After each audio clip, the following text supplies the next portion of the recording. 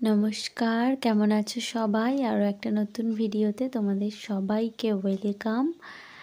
আশা করছি সবাই অনেক ভালো আছো আর সবাই অনেক সাবধানে থাকো। অনেক শীত পড়েছে আর আমার এখানে তো খুবই শীত পড়েছে। তো আজকে দেখাবো তোমাদের দাদার হাতের চিকেনের রেসিপি, যেটা এখন অলমোস্ট প্রত্যেক রবিবার প্রায় হচ্ছে। তো প্রথমে দেখলে ও মাংসটাকে ম্যারিনেট করে ডিপ ফ্রিজের মধ্যে দিয়েছে, আর তারপরে ওই দিয়ে দেখিয়ে দিলাম গোটা জিরে দিল। এবারে তারপরে কি দিচ্ছে দেখি, দিল 3টে তেজপাতা আর শুকনো লঙ্কা কুচিয়ে দিচ্ছে, কাঁচা লঙ্কাও দিয়েছে, গুঁড়ো লঙ্কাও দিয়েছে। আচ্ছা, লবঙ্গ, এলাচ এই সমস্ত রাখা ছিল, সেগুলো দিয়েছে। তো তোমরা অনেকেই কমেন্ট করেছো যে দিদিভাই তুমি চিকেনের রেসিপি দেবে। তো আমার থেকে তোমাদের দাদা অনেক বেটার রান্না করে, তো ওই জন্য আজকে ওর রেসিপিটা শেয়ার করে দিলাম। তো ওই সমস্ত দেওয়ার পরে তারপরে এখন দিয়ে দিচ্ছে কুচিয়ে রাখা পেঁয়াজ।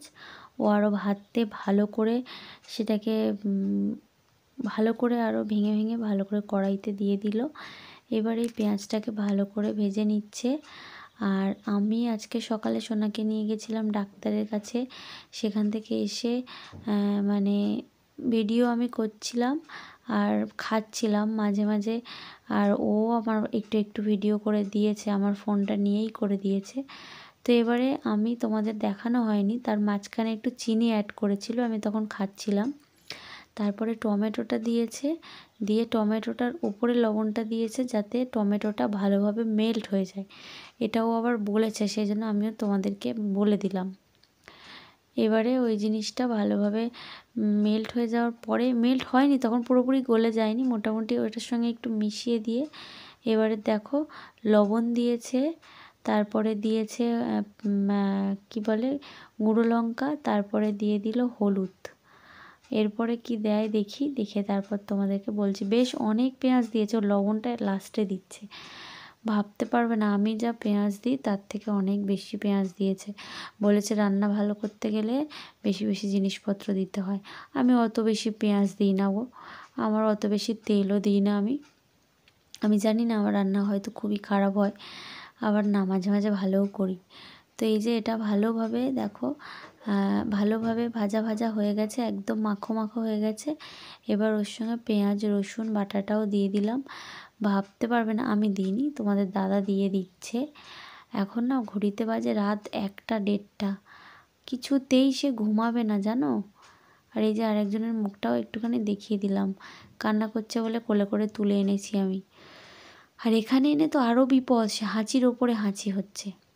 তো যেটা বলছিলাম, কোলে করে নিয়ে নিয়ে বসে বসে এই যে আমার পা ব্যথা করছে, কিছুতেই সে ঘুমাবে না। তো এখন এই ঘুমিয়েছে, বিছানাতে শোয়ালে আবার কি বলবে আমি জানি না। তো ভালোভাবে মাংসটা মানে ওইটা কষিয়ে নেওয়ার পরে এবার মাংসটা দিয়ে দিয়েছে। আর ভিডিওটা করছে ও বুঝতে পারেনি, ফোনটা উল্টে গেছে। তো সুন্দরভাবে কিন্তু ও যে ভিডিওটা করেছে তার জন্য ওকে থ্যাংক ইউ। তো আমি মাঝখানে না ওইদিকে করেছি চাটনিটা, ও সবে ক্যামেরাটা অন করেছিল, ততক্ষণে আমি চলে এসেছি। তো আমার কাছে দিয়ে দিয়েছে ক্যামেরাটা। তো ও এখানটা কষাচ্ছে মাংসটা। আর আমার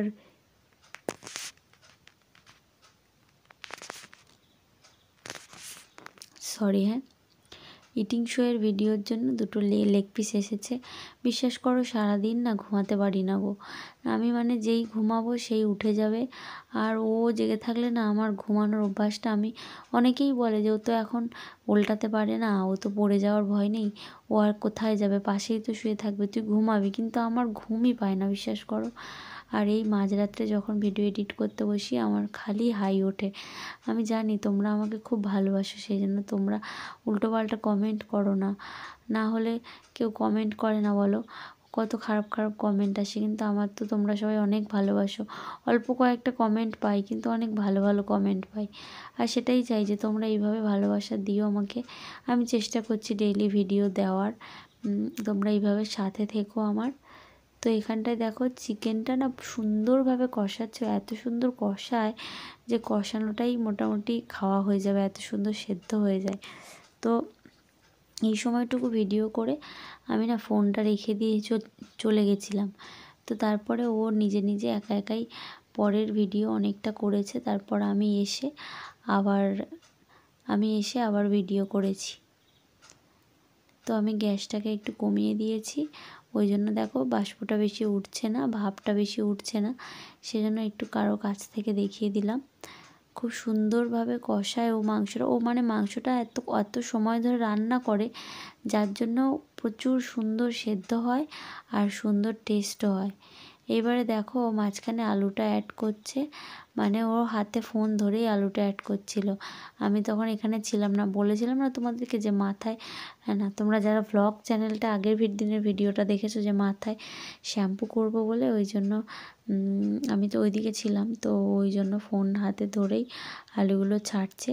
তো আলুটা মাঝখানে এবার দিয়ে দিল, কারণ প্রথমে শুরুর দিকে যদি দিত, যেহেতু এটা মুরগির মাংস,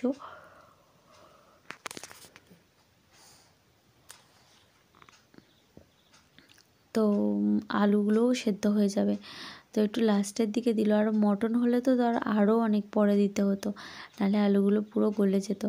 আর ইটিং ভিডিওটাতে গিয়ে দেখবে কত টেস্টি হয়েছিল তরকারিটা, আর আলুগুলো খুব সুন্দর সেদ্ধ হয়েছিল। আমার ইটিং চ্যানেলের নাম হচ্ছে ইটিং ইয়াম্মি উইথ দীপা। তো এখানটায় সুন্দরভাবে দেখো ওর পুরো কষানো হয়ে গেছে, এবারে জল দিয়ে দেবে ও। আর একটা ভিডিওতে একটা কথা তোমাদের সঙ্গে শেয়ার করব, আমার ছোট্ট সোনাকে নিয়ে। ওর একটা ব্যাপার নিয়ে, মানে আমি আগের দিনও বলেছিলাম বলবো, কিন্তু এরকমভাবে বলা যাবে না। কোনো একটা ভ্লগের দিন সুন্দর করে গুছিয়ে তোমাদেরকে বলতে হবে যে কী নিয়ে আমি খুব টেনশানে আছি। ওকে নিয়ে একটা সাবজেক্টে আমি খুব টেনশানে আছি, বিশ্বাস করো। ওর 6টা বছর না গেলে আমার শান্তি নেই।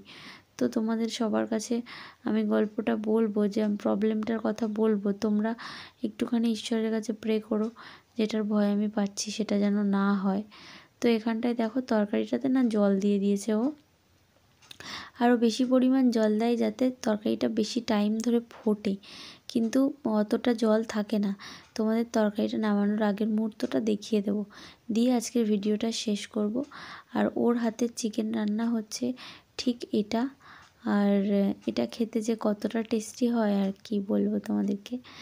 অবশ্যই ভিডিওটা দেখতে হবে, যদি ইটিং ভিডিওটা দেখতে চাও ইটিং ইয়াম্মি উইথ দীপাতে চলে যাবে, ওখানটায় ভিডিওটা দেখতে পাবে। দেখো ঝোল দেখো অনেকটাই মরে গেছে, ঝোলগুলো দেখো নিচে চলে গেছে, মাংস আলুগুলো উপরে চলে এসেছে।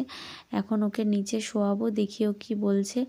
এখন এই ভিডিওটা এডিট করার পরেও 2টো খাবার ভিডিও এডিট করব, দেন ঘুমাবো। তো সবাই খুব ভালো থেকো।